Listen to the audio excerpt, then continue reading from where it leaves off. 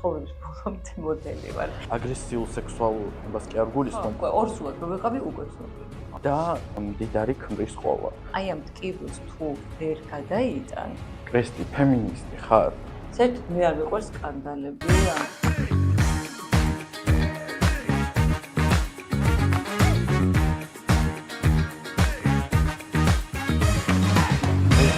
დღევანდელი ჩვენი ინტერვიუს შემდეგ ბევრისთვის აღმოჩენა იქნება ის, რომ უკვე 30 წელია პოდიუმზე და ტელესივრცეში მოღვაწეობ. ნოემბერში გავხდი 30 წლის გავხდი, ასე ვთქვათ, ჩემი იუბილეი იყო პოდიუმზე. ძალიან მიყვარს ეგ დღე, უფრო მიყვარს ვიდრე დაბადების დღე. რაღაც ისეთი ჩემი მეორე დაბადების დღეს ესე აღვნიშნავ. ჩემთვის რაღაც ესე კი არა. ისე ხშირად მისაუბრე უკვე ამ ბოლო დროს პირიქით, მე მგონი ცოტა მოვაპესრე. ეს 30 წელი ცოტა დაუჯერებელიც არის. რატომ? იმიტომ რომ სულ რამდენიმე ადამიანი ვიცი, ვინც ჯერ კიდევ 90-იანებში დაიწყო მოღვაწეობა და დღევანდელ დღისთვის კვლავ აქტუალურებით და როგორ თქვა, მოთხოვნადი არიან ტელეპროექტებისთვის და ზოგადად სხვადასხვა პროექტებისთვის. ძალიან მიხარია და ძალიან პირველ რიგში ძალიან მიყვარს ჩემი საქმე. ალბათ პირველი და მთავარი არის ის, რომ ჩემი დიდი სიყვარული, აი რაღაც სხვანაირად მიყვარს. იმდენად მიყვარს, რომ აი ეს 30 წელი ისე გაიარა და ისე ჩაიქროლა რაღაცნაირად ძალიან ბევრი პროექტი, მაგალითად ძალიან დიდ ენთუზიაზმს იყო აწყობილი. და ალბათ ამანაც განაპირობა. ანუ სხვანაირად ვუყურებდი ამ ყველაფერს. ძალიან დიდ სიამოვნებას ვიღებდი და ვიღებ კიდევაც. ბოლო პერიოდში რაღაცნაირად ძალიან პასიური გავხდი, იმიტომ რომ ნუ მოვლენები იყო ესეთი, მოდის კვირეულები სამწუხაროდ რაღაცნაირად გაგვეთიშა, ხო? არ ვიცი რატო, რომ მიზეზები ვიცით, რა თქმა უნდა, ეს იყო ძალიან ბევრი, მე პოლიტიკური ისე, ნუ პანდემიის შემდეგ ძალიან შეიცვალა მოდის სამყარო, აი თბილისში, საქართველოში ძალიან იგრძნობა. რაღაცნაირად ყველა გადავიდა უფრო კომერციაზე, სხვანაირად აი ეს კრეატივი თითქოს და სამწუხაროდ რაღაცნაირად გააქრა და ძალიან გული მწყდება, მაგრამ ვფიქრობ, რომ ისევ დაბრუნდება ეს კარგი დრო. მაქვს რაღაც პერიოდებად, მაქვს მთელი ჩემი აი ეს კარიერის განმავლობაში ის დასაწყისი იყო, მერე კარგი, ბევრი განვითარება იყო და ბევრი საინტერესო საფეხური და ალბათ მაინც ესეთი ძალიან ოპტიმისტი ვარ და ვფიქრობ, რომ ისევ გაგრძელდება და ისევ კარგი, ესეთი კარგი ოქროს ხანა დადგება საქართველოში და იმიტომ რომ საქართველო არის კულტურის ერთ-ერთი ესეთი ძალიან ჩემთვის ქართული მოდა არის ძალიან საინტერესო, ძალიან ნუ ყველამ ვიცით, ძალიან ბევრი ქართველი, ძალიან ცნობილი დიზაინერი გვასახელებს საქართველოს სოფლიოში. თან აი ესე უბრალოდ კი არა, ისე ძალიან ხმამაღლა და ძალიან საამაყოა ეს ყველაფერი. რატომ ვამახვილებ ყურადღებას ამ 30 წელზე? ძალიან ბევრ მოდელს ასე ვთქვათ, მოუწიათ, ანუ აი ვინც შენს დროს და შენს პერიოდში იწყებდნენ მოღვაწეობას, დღეობით რომ შეინარჩუნონ პოპულარობა, მოუწიათ ხან საკუთარი ბიზნესის გახსნა, ან მრავალწლიანი ტელეკონტრაქტები, ან მდიდარი მეგობრების წრეში შესვლა, ან და მდიდარი ქმრის ყოლა. შენ როგორც ვიცი, არც ერთ ამ სიაში არ ხარ. თუმცა დღესაც ძალიან მოთხოვნადი ხარ სხვადასხვა პროექტებისთვის. როგორ აღნიშნავ და რასთან არის დაკავშირებული ეს შენი აქტუალურობა და პოპულარობა შენარჩუნებული? მე ძალიან დიდ პატივს ვცემ და ყველა ჩემი კოლეგა მიყვარს და ძალიან კარგი ურთიერთობა მაქვს და ამიტომ რაღაცნაირად ესე მე ვერაფერს ვერ ვიტყვი. ალბათ ეს თქვენ ესე ხედავთ. ეს დაკვირვებიდან გამომდინარე. ხო. იცი რა არის, ჩემს, იმიტომ რომ მე ყოველთვის დღემდე ვიძახი, ვინ ხარ, მოდელი ვარ. კი, მე მუშაობდი რადიოში, ტელევიზიაში, ჟურნალში, ვიყავი რაღაცა ბრენდების PR მენეჯერის სახე, ამბასადორი. ნუ ძალიან ბევრი. მერე შემოვიდა ნუ ეს ინფლუენსერო, ანუ ინსტაგრამის და სოციალების რეკლამა და აქაც რაღაცნაირად მოვერგე და მაგრამ მაინც რომ მკითხო, ვინ ვარ, მაინც ვიტყვი სულ, ანუ არ ვიცი, ცხოვრების ბოლომდე მოდელი ვარ. როგორ ახსნას რომ ეს ჩემია, ჩემი პროფესია. თავიდან რომ დავიწყე, რომ შემომთავაზეს სიმართლე გითხრათ ამაზე მისაუბრე, მაგრამ ნუ თქვენთანაც ვიტყვი, ეს არ მიოცნები, არ მიფიქრია, არ მithქოს რომ მე მინდა ვიყო მოდელი, ან რაღაცა მინდა. ნუ რა თქმა უნდა, მომწონდა ეგ სფერო, ძალიან საინტერესო იყო, ლამაზი იყო, ყველა გოგოს მოწონს და ძალიან არ არსებობს ადამიანი, ვისაც სილამაზე უყვარს და კულტურა, აი ეს ყველაფერი ხელოვნება არის ძალიან ჩემია ძალიან ამ სფეროში ძალიან ისე ვარ კარგად. ნუ რა თქმა უნდა ვიცოდი ისე რაღაც გადმოცემით, მაშინ არ იყო არც ინტერნეტი და ნუ იყო ჟურნალები, აი ვუგი ჟურნალი იყო, აი რაღაცა ძალიან ისეთი როგორ გითხრათ, აი ძალიან მიუღწეველი ხო, თან იმ პერიოდში მე ვარ საბჭოთა კავშირის ბავშვი.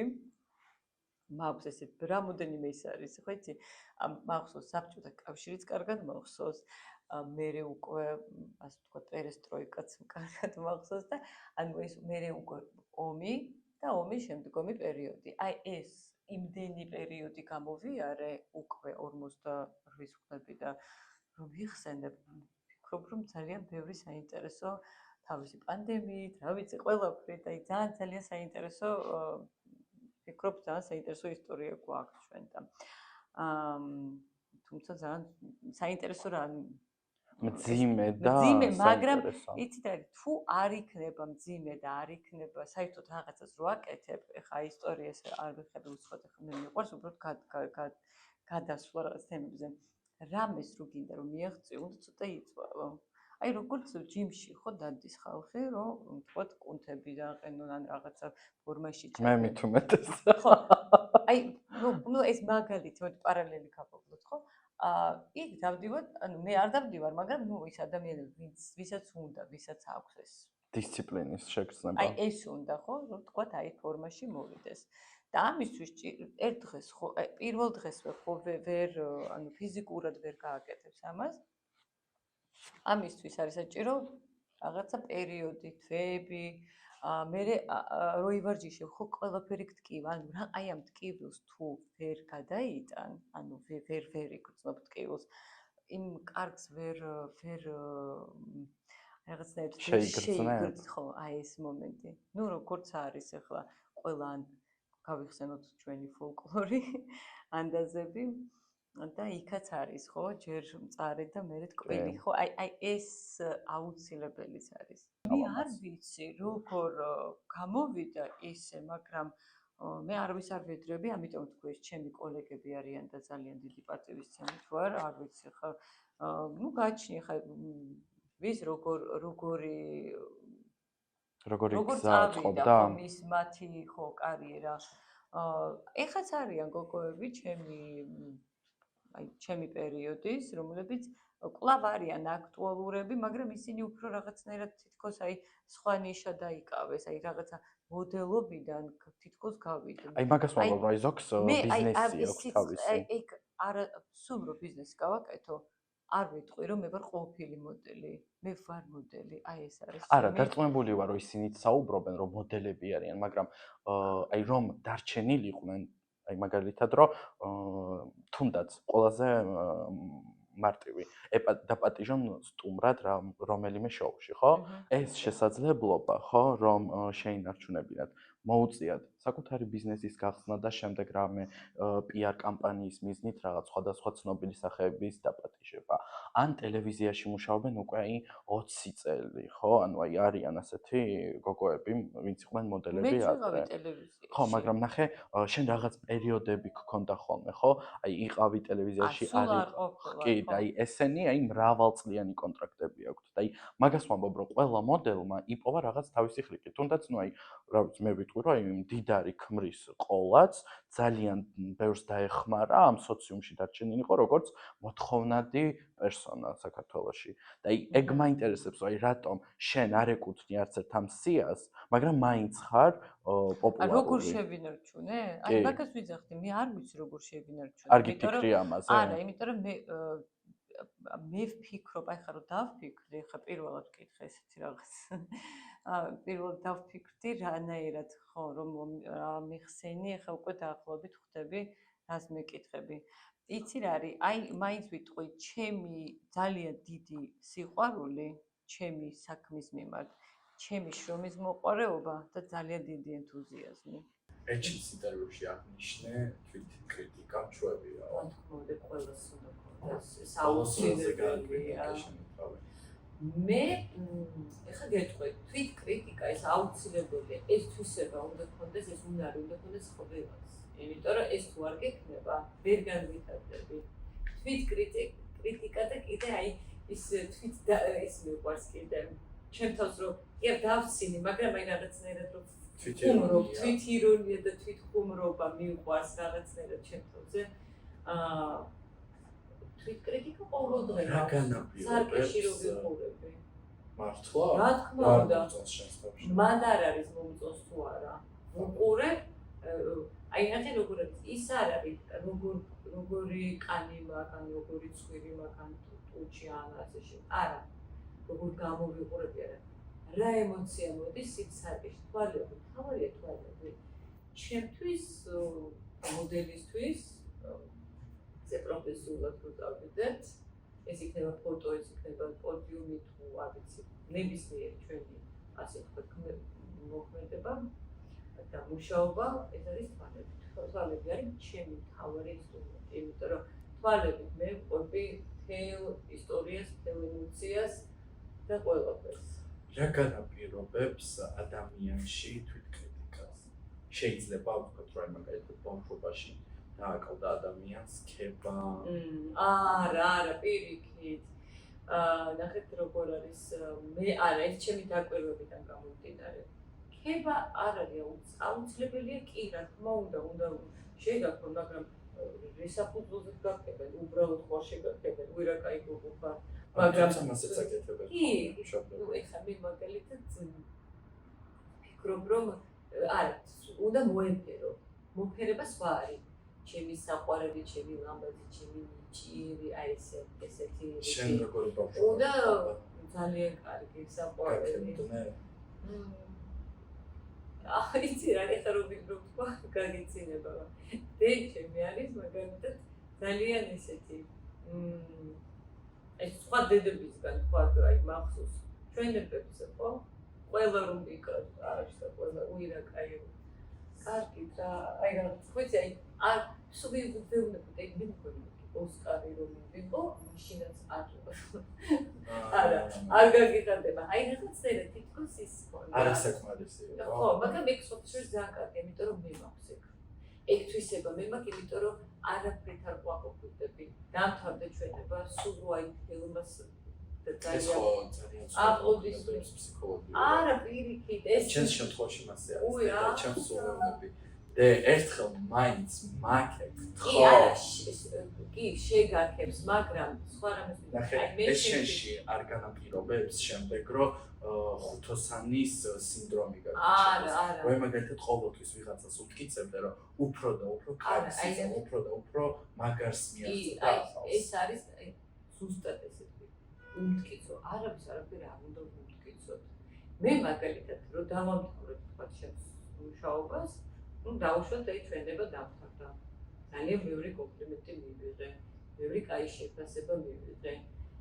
კი, მე ვარ ბედნიერი ამ დღით და ამ ყველაფრით, მაგრამ აი ის რაღაცა სულ მაქვს ჩართული ის მომენტი, რომ აი რაღაცა დამაყო. უფრო მეტი უნდა გამიქეთებინა. ეს არის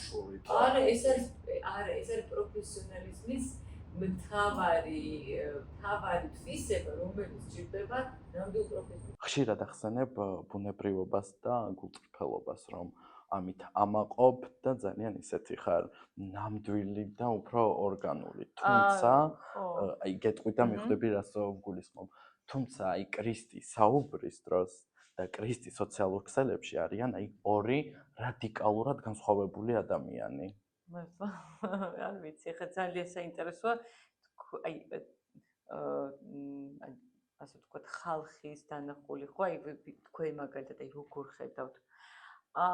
მე კი არ ვამაყობ, არა, მე არ ვამაყობ, უბრალოდ რომ ეკითხებიან, ვამბობ, რომ კი, მე ვარ მაქსიმალურად ბუნებრივი, არ მიყვარს თამაში, საერთოდ არ მიყვარს რაღაცა ისეთი ხელოვნური არაფერი არ მიყვარს, არც ურთიერთობა, არც დაყენებული რაღაც ლაპარაკი.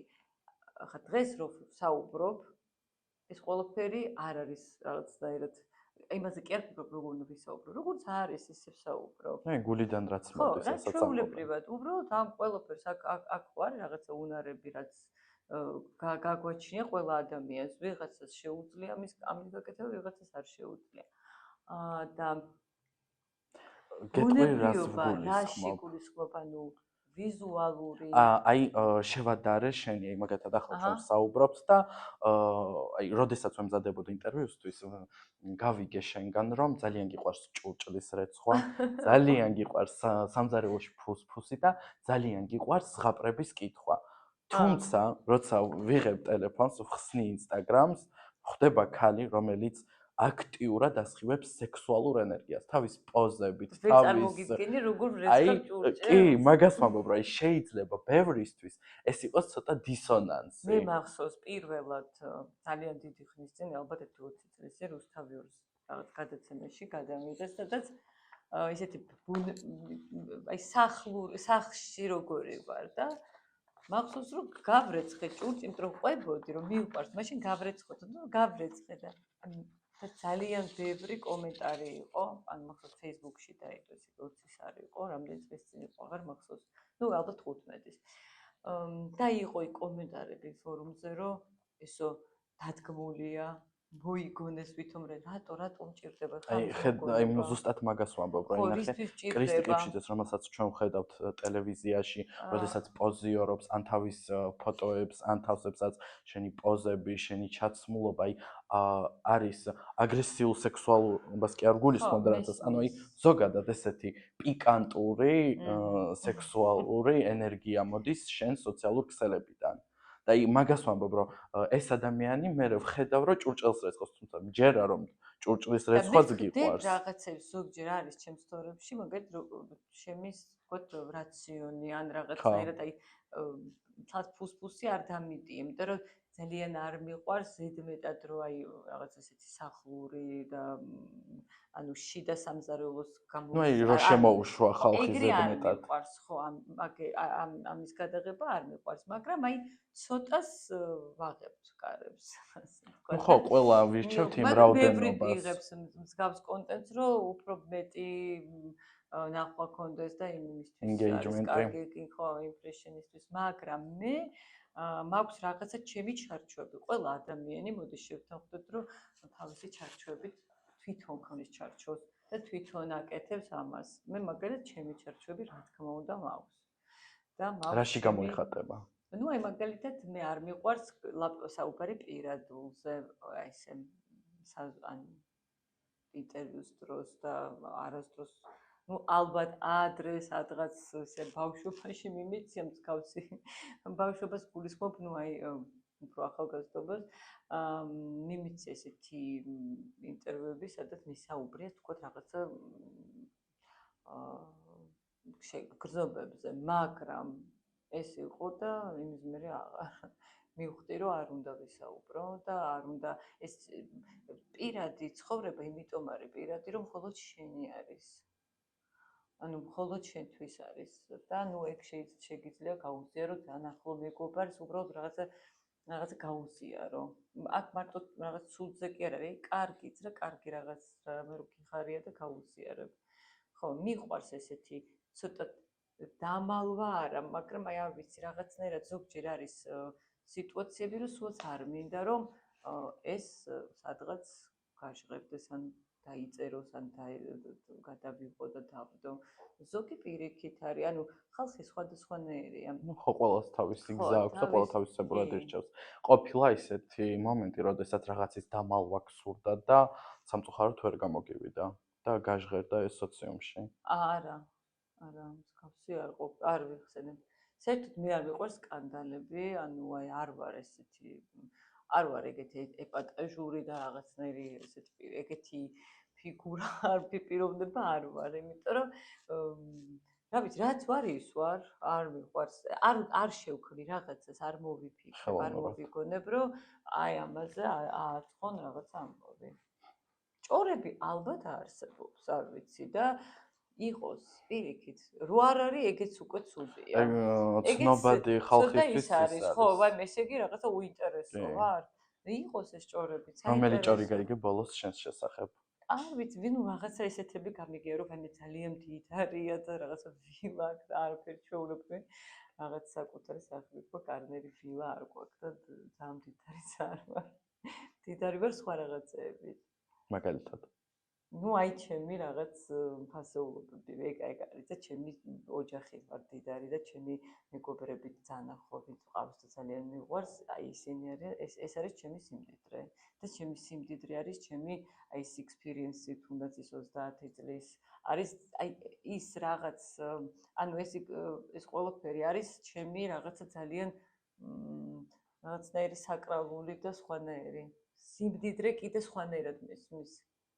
და საკრალოს იმიტომ ამბობ, რომ ეს არის რაღაც ხელუხლებელი და ჩემია და ამიტომაც არ მიყვარს ამის ძალიან ესე გამოტანა და ამაზე ყვირილი და რაღაც ვაიმე მოდით ნახეთ რა მაქვს. არა. კრისტი, ფემინისტი ხარ? მე უფრო ვარ ძალიან ჰუმანური. აი ეს ძალიან ფემინისტის, რა თქმა უნდა, ახლა რო გავიგო რომ რაღაც გვინა ქალს ავიწროვებენ, აქ უკვე ფემინიზმზე არ არის, ჩემ უფრო ჰუმანიზმი, ანუ სხვანაირად ვუყურებ, არ აქვს მნიშვნელობა. ჩემთვის არ არის რაღაცნაირად ეს გაყოფილი სქესები, ჩემთვის არის ადამიანი, უნდა სიტყვა ადამიანი ძალიან კარგად ჟღერს და რა ვიცი თუ გვესმის, აი კარგად უნდა გავიგოთ, აი თავი არის ადამიანობა. თუ არის ადამიანი ნამდვილი და ესეთი გულწრფელი, ხო, არ აქვს მნიშვნელობა ის ქალია თუ მამაკაცია. თავი კაი ადამიანი იყოს, კარგი აღზრდილი და მე იცი რას ვაფასებ, ჩემთვის თავარი არის და მაგას ეგრევე ვატყობ, ვგრძნობ უბრალოდ ეს შინაგანი კულტურა, რომელიც არის თანდაყოლილი. ადამიანი იბადება ამ შინაგანი კულტურით. ამას რა თქმა უნდა მე ვხვეწავთ ჩვენ მშობლები ვთქვათ, აი დაიბადა ჩემი შვილი შინაგანი, აი თავის აი ის რაღაცნაირი ისეთი ხარ მინდა ჩემს შვილზე ვილაპარაკო, საერთოდ ვილაპარაკებ, აი დაიბადა ადამიანის შინაგანი კულტურა აქვს. ამას ვგრძნობ, როდესაც პირველივე აი მისი პირველივე ნაბიჯებიდან, პირველივე რაღაცა საუბრიდან, მაგალითად როგორ იხვეწება, აი ამ დახვეწის უნარიც კი უნდა გქონდეს. ნუ რა თქმა უნდა, მე უკვე მშობელი რისთვის არის, რომ ბავშვი აღზარდოს სწორად, სწორ გზაზე დააყენოს. შეიძლება ნუ რაღაც ისე არ მოხდეს, მაგრამ შენ მაინც შენი მაქსიმუმი უნდა გააკეთო. კი არ უნდა ასწავლო, უბრალოდ უნდა დაანახო შენი მაგალითი. შენ როგორ იქცევი, მე ისიც იქცევ. ის ხო რაღაც ანარეკლებით არის, ხო? მე გენეტიკაც არის, გენეტიკაც ირთვება. მე რა თქმა უნდა გარემო არის აუცილებელი.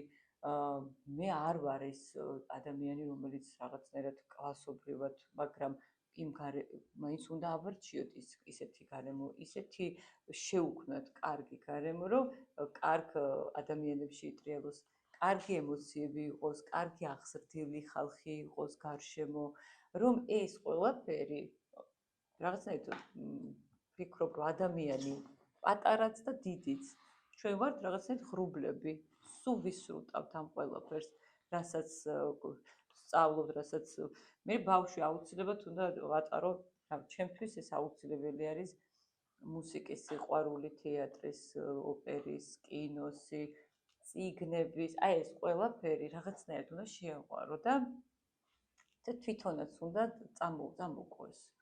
შენ თქვი რომ არ მინდა ჩემშვილები საუბრო, რატომ? არა, ეხა რაღაცა ამ კონკრეტულ იმაზე რომ აი როგორი შვილი მყავს, ნუ რა თქმა უნდა ყველაზე ჩემთვის მთავარი ადამიანია და რაღაცნაირად აი ჩემი კი ძალიან განსხვავდება ხასიათით, ცოტა სხვა ხასიათი აქვს, ესე გარეგნულად რო ვიცინი ძალიან ვგავართ. რო დავინახე პირველად, ნუ მეგონა რომ მე ვიყავი ძალიან დაპატარავებული. კი, მგავს რაღაცებით და რა თქმა უნდა ყოველთვის დედას აქვს ამ შობილს აი ეს მომენტი აქვს რომ შვილს რო გააჩენს და რო უყურებს აი მისი უკეთესი ვერსია უნდა ის რაც შენ ვერ გააკეთე გინდა რომ იმან გააკეთოს ეგოისტი დედა ხარ? არა მე საერთოდ არასდროს არ მიეჭვი ანუ მამაც უყვარს ბებიები ბაბუები ყველა ძალიან თბილი ბავშვია ძალიან ისეთი და ძალიან წარმატებული რასაც ვხედავთ ახლა აი ნატალიას კიდე ისეთი როგორ თქვა აი უკვე ორსულად რო ვიყავი უკვე ცნობილი იყო ну ეხა მე არ მაგობ ეხა ეს მსოფლიო დონის ცნობილი მაგრამ საქართველოში ამ რაღაც სოციუმში ცნობილი მახსოვს რომ გავაჩინე მაშინ არ იყო ეს სოციალები და იყო ჟურნალები და ну ყოველდღე ვიღაც ჟურნალისტი რეკავდა და მოდიოდნენ ინტერვიუზე რომ ძალიან პატარა იყო თვეების იყო ანუ რაღაც 40 დღის რო გახდა მერე უკვე და ну რაღაც მაგაზე ძალიან ხარ მეცინება სხვათა შორის ალბათ ამანაც განაპირობა მე არ ვარ ძალიან ცრომორწმუნე მაგრამ აი რამდენჯერაც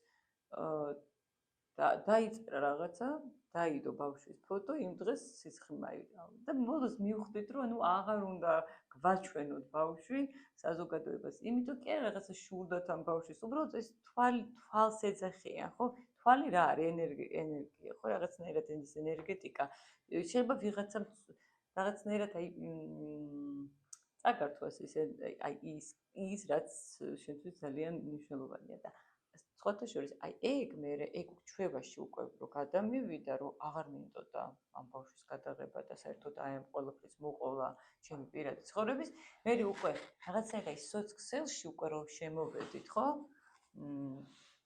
მანდ უკვე აი მანდაც უკვე ისე ვაკეთებდი და დღემდე ვაკეთებ რომ არ მინდა ის რაც ძალიან მნიშვნელოვანია ის არ მინდა რომ ძალიან ანუ უკვე ყველა მნახოს კრისტი მისტიკის გჯერა?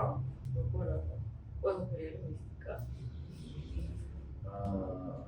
წეხანა ხსენე თვალს იღებსო თვალი, აი ხო თვალი. ის სხვა რაღაცა ცრუმორწმუნო, ანუ სხვა ის არის მისტიკა სხვა არის. როგორ არა მისტიკა არის? იცი რა არის? აი ყველაფერი არის მისტიკა. ანუ აი ჩემთვის მაგალითად უნდა მთაში ასვა, აი მახსოვს სვანეთში პირველად შევედი ჩვენთვის იყო ეს ისეთი რომ ისეთი ენერგეტიკა ღიარებს და ისეთი საოცრება ხდება იქ რომ ნამდვილად მისტიური ეს ყველაფერი ჩვენთვის მისტიური არის მაგალითად ჩვენთვის არის ძალიან დიდი მისტიკა მე ეს სიტყვა კამერა ლინზა მე ინსტაგრამზე წერია მე იგლობის კამერა ნამდვილად მე იმდენად მიყვარს იმიტომ კი არ მიყვარს რომ მე ლამბაზი ფოტო გამოვიდეს არა უბრალოდ აი ობიექტივთან მუშაობა მიყვარს ჩემთვის ეს არის მისტიკა რომ მე რასაც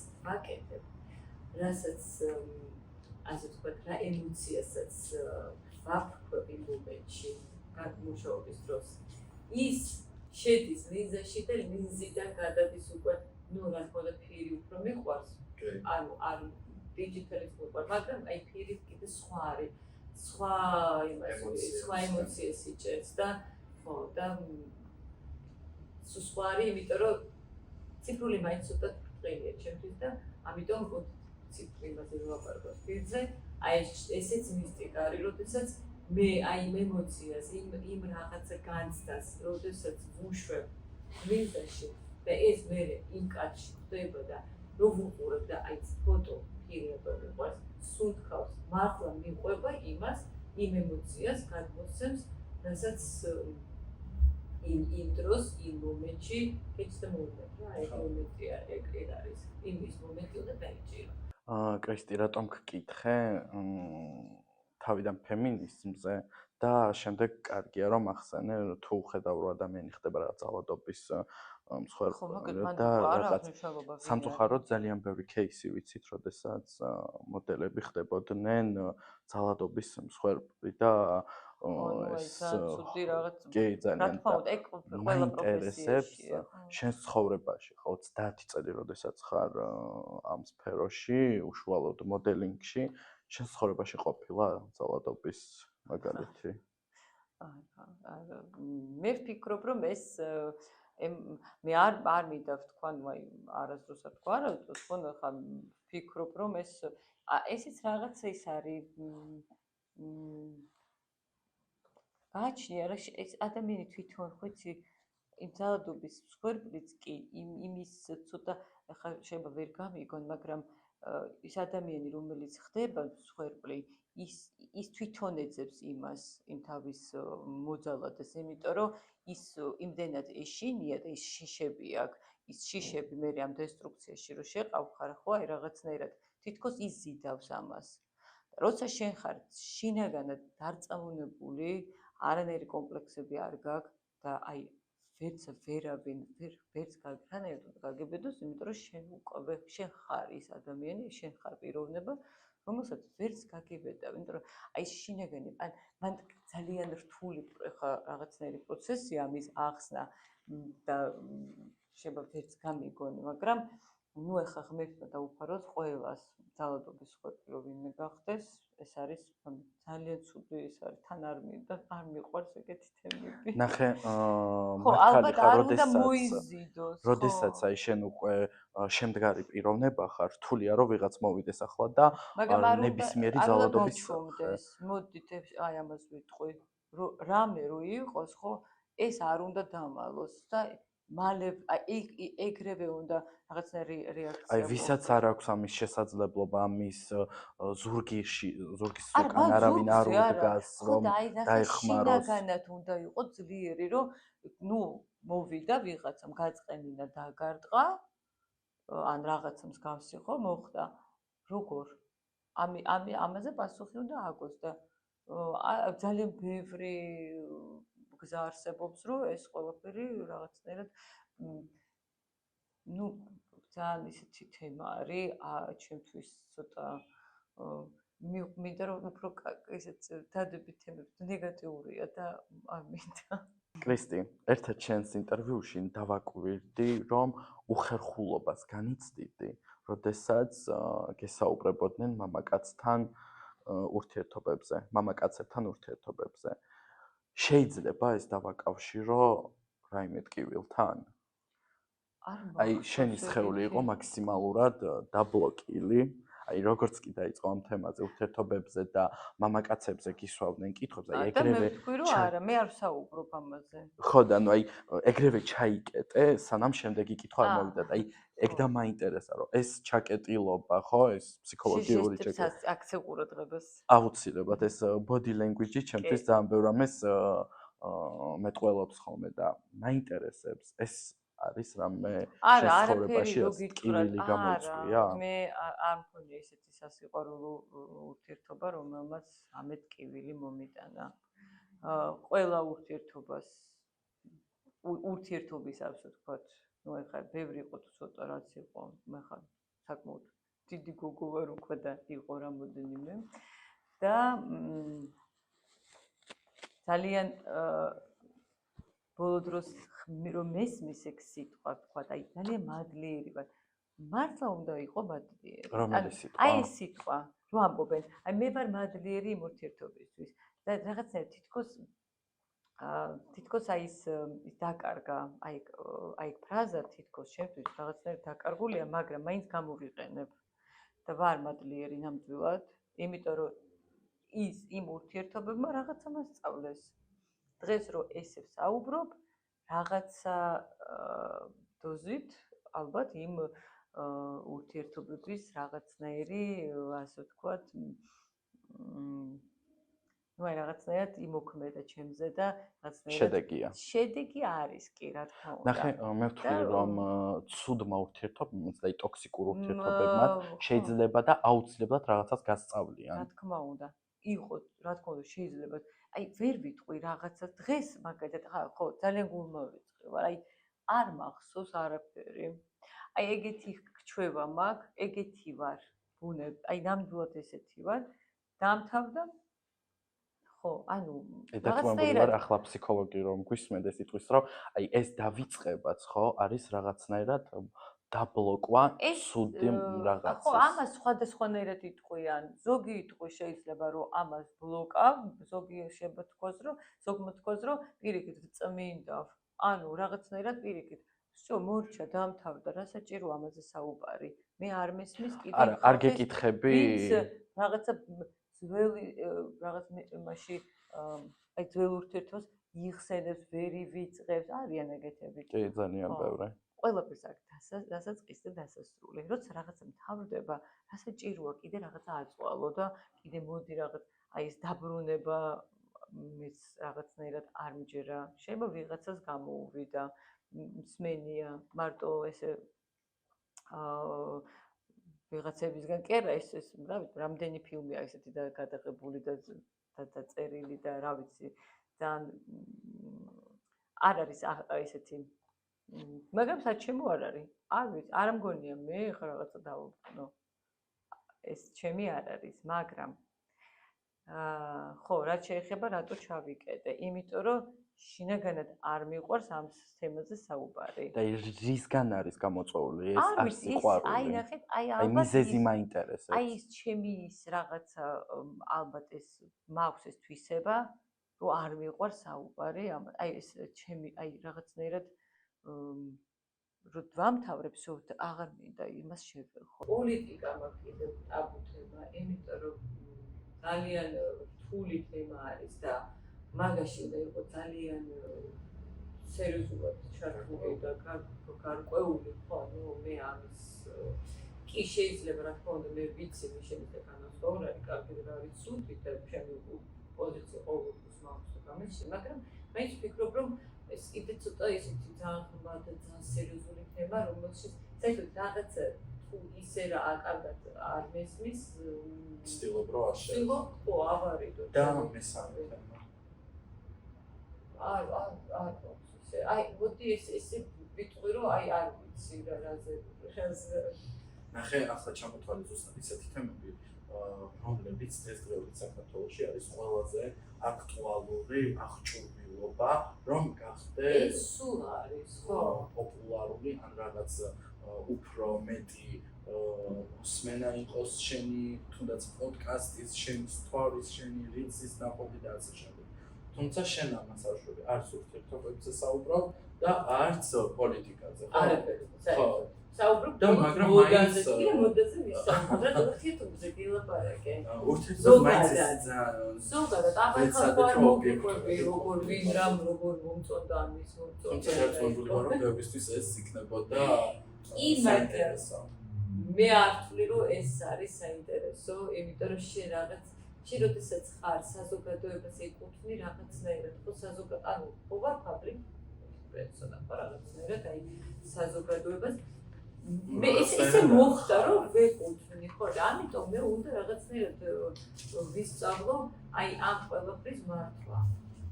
საჭირო არ არის და არ არის ლამაზი, არის რაღაცები, რაც არ არის არ არის ჩემთვის მისაღები, ვისაც აი ამაზე ვსაუბრობ. რა ვიცი, ეს ვთვლი, ეს ჩემი პირადი აზრია და სულ ესეთი ვიყავი და ვიქნები. ქრისტი, დიდი მადლობა ამ ინტერვიუსთვის. მადლობა თქვენ და წარმატებები. მადლობა.